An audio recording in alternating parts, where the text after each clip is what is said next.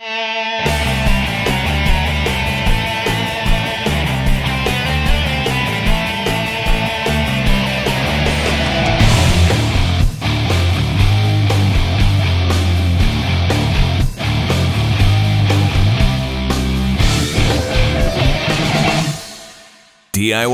with Chris, giving you the tools to do it yourself. I do not recommend that you finance seat covers or any of these accessories with your vehicle when you buy it, because we did buy this vehicle new.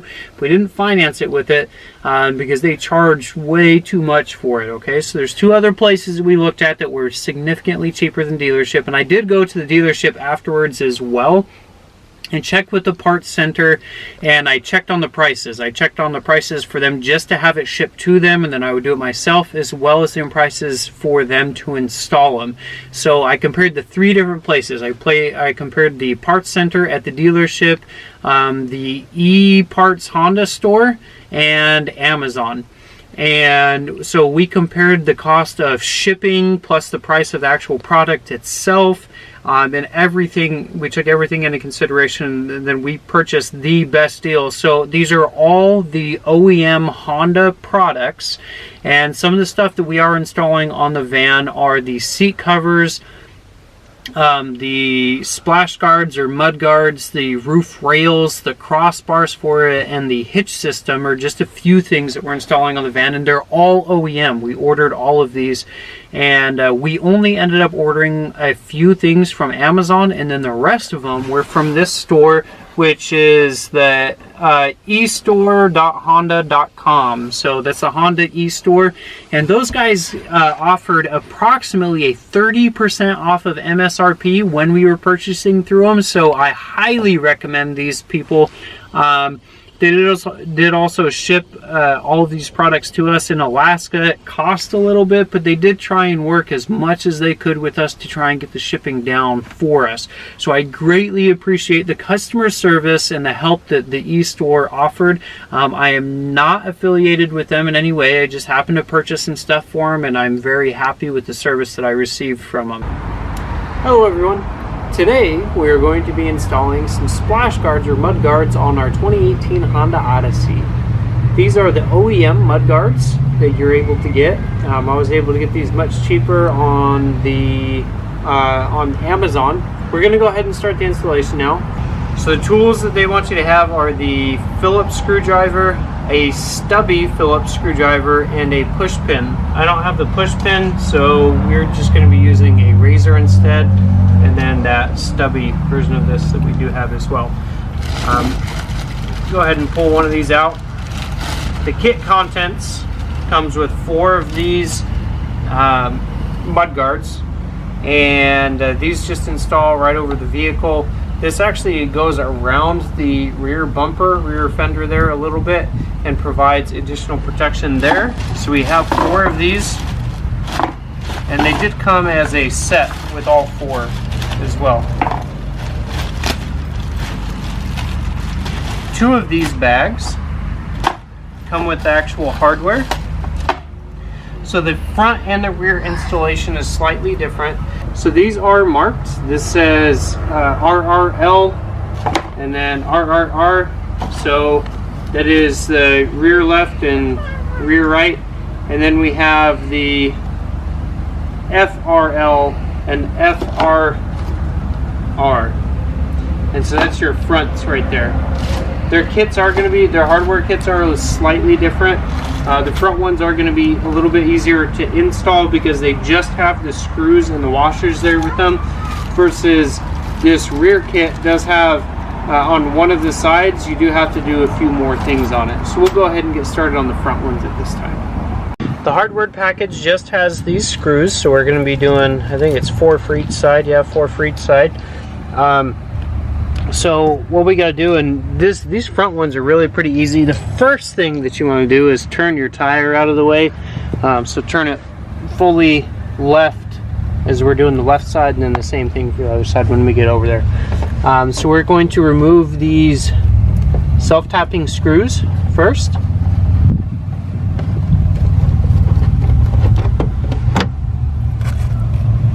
We're not going to be reusing those. And then for the push pin, which we don't have, we're just going to use this. You're going to go right to the center of these two discs, and you're just going to put a little hole.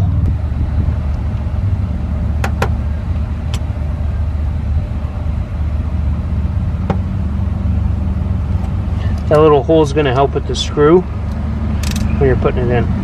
As soon as we have those ready, then you're just going to take your splash guard here, and you're going to line it up here.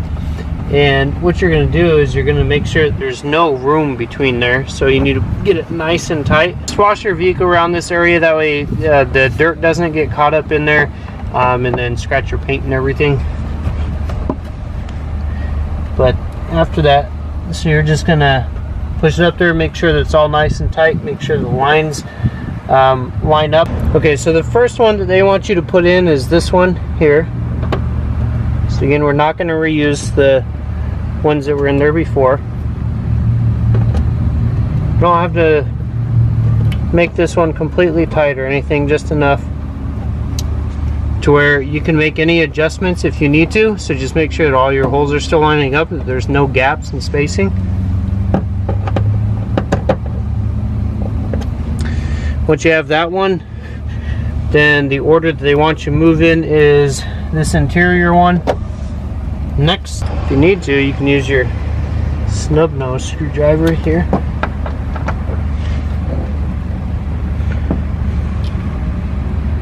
We're then going to move to this one. This is where that hole is going to help out.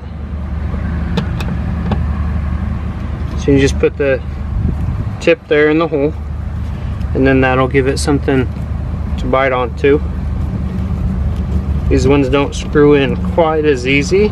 And the last one will be this top hole.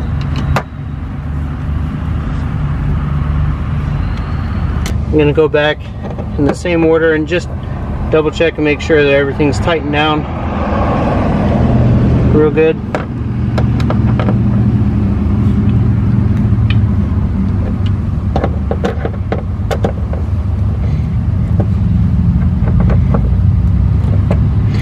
And that is it for the front ones. I'm going to do the same thing on the other side, but that's it for the front, and then we'll get into the rear here just in a minute.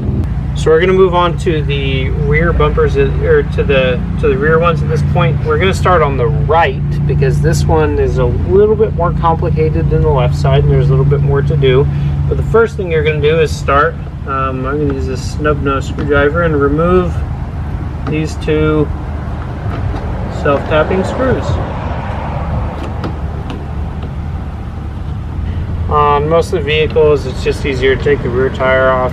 I'm not going to do that. Next thing we're going to have to do is find this recessed hole right here. You can see just kind of a very small indent. Take the push pin, or in our case, utility knife, and you're going to make a hole there again. Same as you did on the front. You are going to do that on both sides as well. So I do have these separated right now. These are two that we just removed, but I have these separated into the components for each side. This one is for the right side, the one that we're working on right now, and then this is going to be for the left side. So next thing that we're going to do is take this grommet. So we're going to peel back this liner and get it out of the way. And then we're going to take the grommet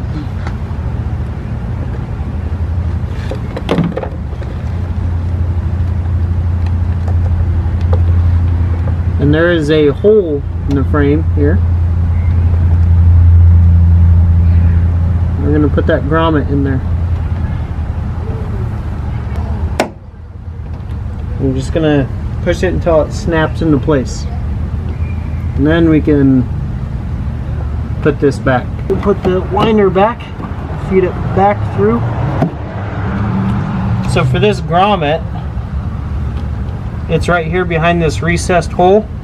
So there's this actual rear bumper, there's the liner, and then there's another piece of plastic. That other piece of plastic has a square hole in it. We're gonna have to do the same thing on the other side. You just take this, so the hole is square, just like this. So you just take this, and it has these little pieces here too, and that's what it'll latch onto. So you just push it, and then it'll snap right into place on that. So that's the grommet we're using. That's what that screw is gonna feed into. Because we're not actually using this top one.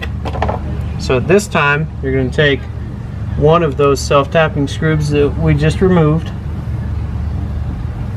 Make sure that we line everything back up and reinstall it.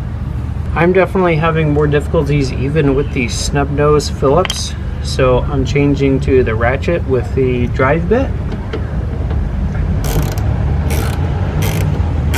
I'm going to use that. That gives me a whole lot more clearance and leverage. Okay, so we're going to reinstall that top one. We're going to take this clip and we're going to feed it back here. You can see this hole that's right here. We're going to feed that clip right through there. They do want you before you feed it in there to squish that a little bit to close that gap just slightly, and then when we apply it in there, you can see that this side has that hole cut out, and that's what it's going to grip. That's what the threading is going to grip. So when we slide it in, it's going to go that way. That hole with the grip is going to go on the inside, and then the screw will feed in from this side. There's the upper flat hole, and then there's the smaller round one. So we're going to feed it through the upper flat hole. Now all this is the liner. There's no plastic or anything back there. It's just the liner. So again, make sure that the threaded portion is on the inside, and then right down here at this lower hole is the other hole. So I can actually stick the screwdriver in there. There's a hole down there. So they call that little piece the spring nut. And now that we have that installed, we can go ahead and install the actual splash guard itself. And then once we get the splash guard installed, then we're going to install this little clip down in the corner, but we'll do that afterwards. So we're gonna go for the screws again, and we're gonna do it in the same order as before. We're gonna start down here, and then we're gonna go inside and then do the top one, which is at this hole. Now this one is coming through the actual rear bumper. It was much more durable material than it was on the front, so that one's going to be a little bit harder, but we'll have to punch through that. So again, make sure that this is washed and clear. Make sure that all of your holes line up. So once we've put this one in here, again, we don't have to do it very tight, but we do want to verify that these other holes are still lining up. So once this one's good and we've made sure that everything lines up, then we're going to take one of the screws and put it in this other one that's inside. And again, just remember this one's only going into the liner, so you don't need to crank it down real tight either. But the last one for this side is going to be this one. We're going to have to apply a little bit of pressure on this one so it'll feed it through while you're doing it as well. Alright, and then I'm going to go back in the same order and just make sure everything's nice and tight. The last thing we're going to do for this one is we're going to take this clip. This is a pretty standard clip style for a lot of the vehicles now that they like to use in the engine compartment and on the body. And the last step for this one is you can see that little eyelet on there, and that's where this piece is going to feed through. So just got to push it, and you got to make sure that both of those holes are lining up, both for the actual guard itself and the hole in the actual frame. So it might take a little bit of adjustment and finagling to take a little bit of adjustment, but it did just kind of pop in. Once you've heard that pop, then you can go ahead and push down on this last tab, and that's going to secure it in place. So on this left one, it's going to be pretty similar, except there's a few less steps. And on the inside where we had put that spring nut, there's already a hole and there's a screw in there already. So we just have to take these out. So we just have to take out these two screws, this lower one and the one on the inside. Once we have these bottom two ones removed, we'll have to remove this top one again and do the same thing as we did on the other side, where we're gonna have to put this, we have to punch this hole, this recessed hole, and then put the grommet in. So we'll punch it first. And We'll put the grommet in and I'll try and get you a better view of it this time. So there's the square hole. We're just gonna punch this grommet through and then put the liner back. Once the liner's all back in place, just make sure all these holes line up, and we're going to repeat the same process for all of the screws that we have on all of the other 3 mud guards. If you have any questions, comments, or concerns, please comment below and let us know. I'll try and answer your questions best I can. If somebody has a question out there and you know the answer to it and I haven't got to it yet, please go ahead and answer that. That's the whole purpose of these videos that I do, is just try and help others out so they can do it themselves without having to pay somebody else to do things that is pretty simple for anybody to do. If you haven't done so yet, go ahead and hit subscribe. We have a whole lot of videos coming up on our vehicles and the projects that we're doing on them, on home repairs and maintenance, electronics, and other things that we're doing. So go ahead and hit subscribe if you haven't already. I'd greatly appreciate it. And other than that, have a great day. DIY with Chris, giving you the tools to do it yourself.